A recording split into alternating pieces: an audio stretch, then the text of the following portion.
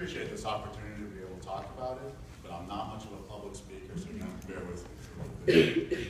There's a lot that can be said after I got thinking about what I was going to say. There's a lot that could be said about the topic, so I had to write a few notes here just to kind of keep me on track. First, I want to start with my testimony on how I came to be a Christian. It goes back to February of 2005. I was working at Embassy Suites with Becky Koster, and I was there for about, 7 months or so. Then Becky comes to me and she tells me, hey, I want you to meet my sister. So I meet Trish, and then we start dating. And I remember we went out on a couple of dates, and I was at work talking to Becky one day, and she was telling me, she says, hey, she was, we're Christians, and we go to church every Sunday, and we teach Sunday school. And I remember thinking, oh great, you're those people.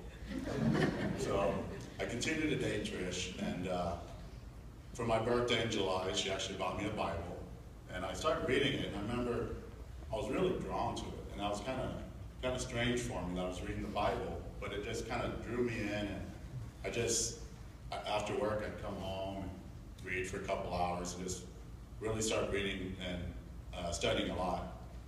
Well, then November 2005 is when I asked for salvation, and since then Trish always was there to support me, answer my questions, just talk to me about things, and it's almost like she was my training wheels, keeping me on the straight path, keeping me from falling.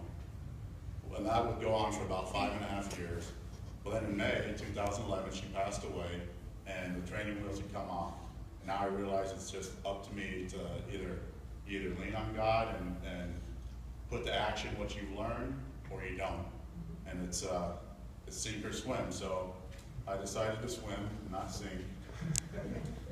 I knew that I had a pretty rough road ahead of me, be a long, rough road.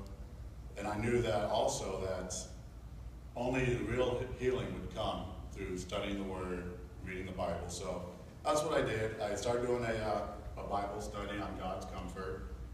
And at night I put Addison down to sleep and just started reading that. And it just helped immensely. Some of the stuff I was reading, it was amazing how some of the verses just pop out at you, like the Bible's actually speaking to you when you need it. One of the verses I remember, one of the first ones I read, is Psalms 34:18 and 19. The Lord is close to the brokenhearted and saves those who are crushed in spirit. A righteous man may have many troubles, but the Lord delivers him from them all. And what a great verse that is to read when you're going through some suffering or going through that. A couple others are 2 Corinthians 1, 3 through 7, 2 Corinthians 12, 9 through 10, Hebrews 12, 7, 10, and 11, and actually James 1, 2, and 3, the one Josh talked about earlier. Before Trish passed away, I would read that verse, and I was of the same thought. It's like, who would consider it joy to go through suffering? It just didn't make any sense to me. After she passed away, I read that verse, and all of a sudden it's like a light has come on, and now I get it. I understand the verse, and actually kind of like the verse. It's not fun to go through suffering and stuff, but I realized that her death and what I was going through was just going to refine me and make me better. It's almost like how they use heat to refine precious metals to pull the impurities out. That's kind of how I look at suffering and what I was about to go through. A couple other verses that I read that really spoke to me. Isaiah 5:9, as the heavens are higher than the earth, so are my ways higher than your ways, and my thoughts than your thoughts. And then Jeremiah 29:11, for I know the plans I have for you, declares the Lord, plans to prosper you and not to harm you, plans to give you hope in the future. And to me, those are really great verses that lets us know that God is in control. And although we may not understand what's going on right now in our life, He's got a plan for us, and it's all worked out, and everything's going to be fine.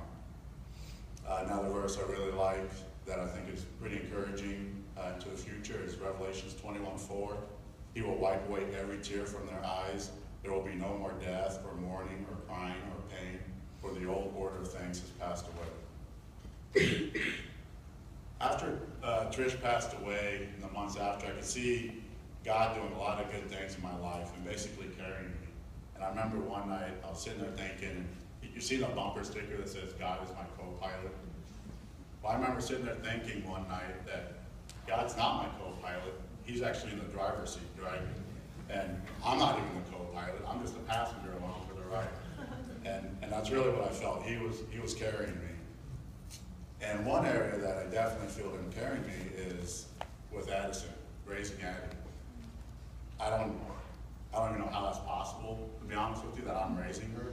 I mean, me of all people. I'm raising a little girl. But here I'm doing it.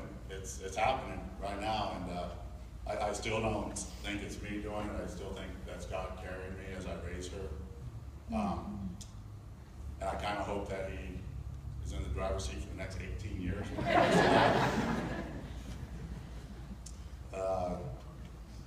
Make it a little longer. Yeah. I'm okay with that. When I do think about that, though, and how I'm raising her, it reminds me of Proverbs 3, 5, and 6. Trust in the Lord with all your heart and lean not on your own understanding. In all your ways, trust in him, and he will make your path straight. And, of course, also Philippians 4:13. Trish passing away was very unexpected. Everything was great, life was good, and then within about 10 minutes, my wife was dead, and I'm a single parent. And I mean, you talk about feeling like you're tossed in the fire. Now you got to figure all this stuff out. It's a whole new world for me. I do know that going through that, it's helped my roots grow a lot deeper and at a much faster pace than what they had been growing before.